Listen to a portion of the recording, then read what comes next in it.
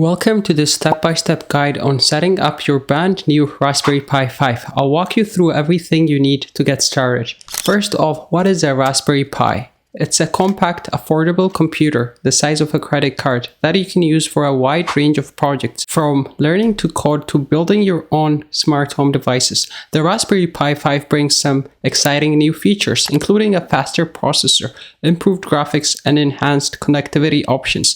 In this video, we'll cover setting up the hardware and software and even touch on some cool projects you can try out. Let's start by unboxing your Raspberry Pi. In the box, you'll find the Raspberry Pi 5 board itself. Now let's take a closer look at the board. Here we have USB ports, two USB 3.0 and two USB 2.0 ports for connecting peripherals like keyboards, mice, and external drives. We also have HDMI ports, two micro HDMI ports that support 4K video output, perfect for connecting to a monitor or TV. And then here's your power input, a USB-C power port that supplies the necessary power to the device. These are the GPIO pins, 40 general purpose output pins for connecting sensors, LEDs, and other electronics. The micro SD card slot, which is located on the underside, this is where your operating system will reside. There's also a power button, which is a new addition that lets you shut down the Pi by pressing on the button. One of the new features in the Raspberry Pi is the upgraded processors, which offers better performance for your applications. Before we proceed, let's make sure we have all the necessary accessories. For your setup to work, you'd need a micro SD card. I recommend at least a 32 GB class 10 micro SD card for optimal performance. For the power supply, I recommend using the official Raspberry Pi 5 USB-C power supply rated at 5 volt and 3 amperes. You'd also need a micro HDMI to HDMI cable to connect your Pi to a display. You'd also need a keyboard and a mouse. Any USB keyboard and a mouse will do, and having access to a monitor or TV with an HDMI input. Optional accessories, you can have things like a heatsink. I have a cooling fan. These are useful if you're planning to run intensive applications. Now let's prepare the micro SD card with the Pi operating system. Step one is to download the operating system. So go to the official Raspberry Pi website and navigate to the software section where you'll be able to download the Pi imager for your operating system, available for Windows, Mac, and Linux. Second step is installing the operating system.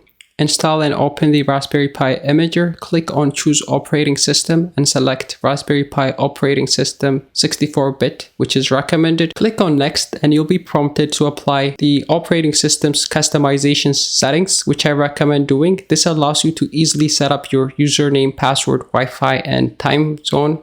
I've already set mine up, which is why you see this settings pre-configured. Click Right to start the imaging process. This process might take about 5 minutes.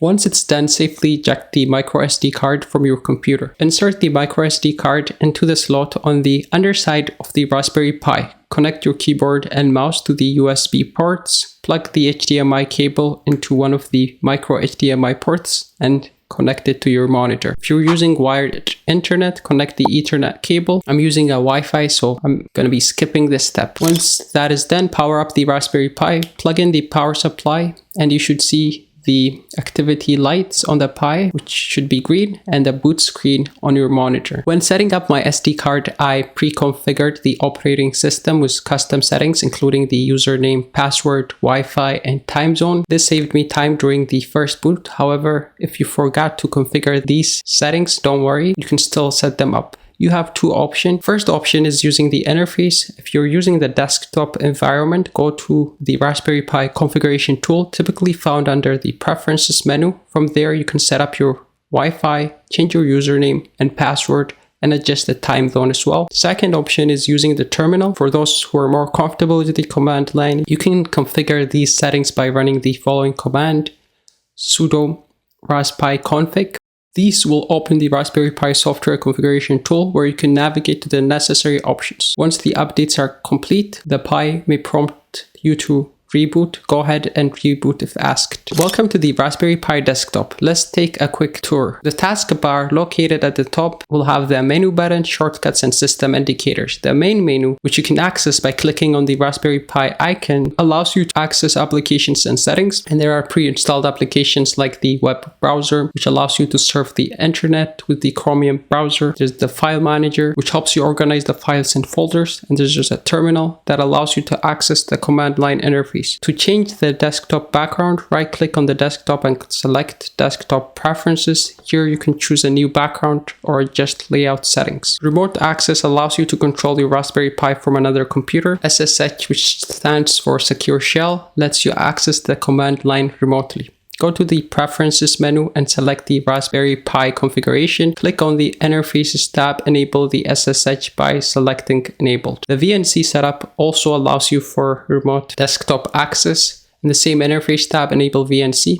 Click OK. When it comes to accessing remotely, which won't be covered in this video, but if you were to remotely access the Raspberry Pi from another computer, you can use an SSH client like PuTTY or terminal to connect through SSH. For VNC, download and install the VNC viewer from Real VNC, and once you enter the Raspberry Pi IP address, you'll be able to connect. Keeping your system updated is crucial. To update your system through the terminal, open the terminal application, run the sudo update command whenever you want to install updates in the future. If you've just installed the operating system, rest assured you already have all the necessary updates. The same applies to the next command, which is sudo apt full upgrade command, which I'm going to be skipping as we don't require it currently. When it comes to installing software, we can go through a quick example, which is getting Chrome. So to get any software, typically you would be able to go to the terminal, run in sudo apt install. In our case, it's Chromium browser, but this can be other things like OBS Studio or whatever software you're trying to get. To confirm that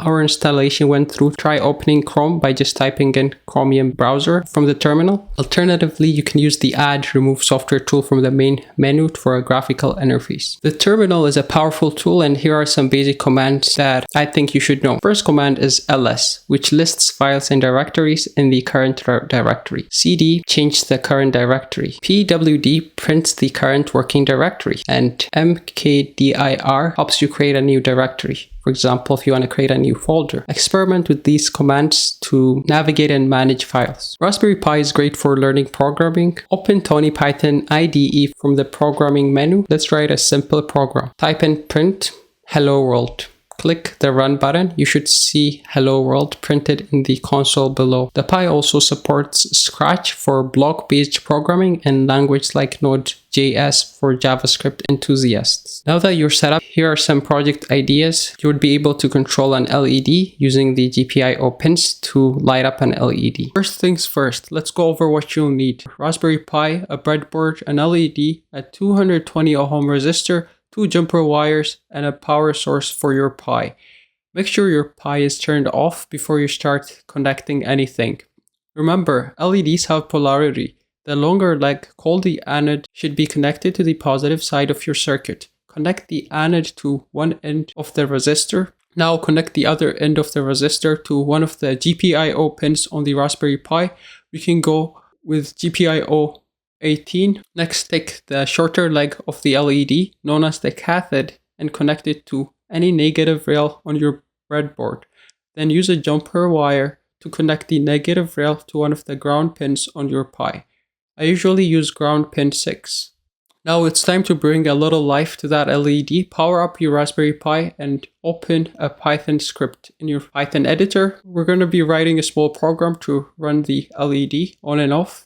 Here's the simple script to just do that. This loop will blink your LED every second until you stop the program.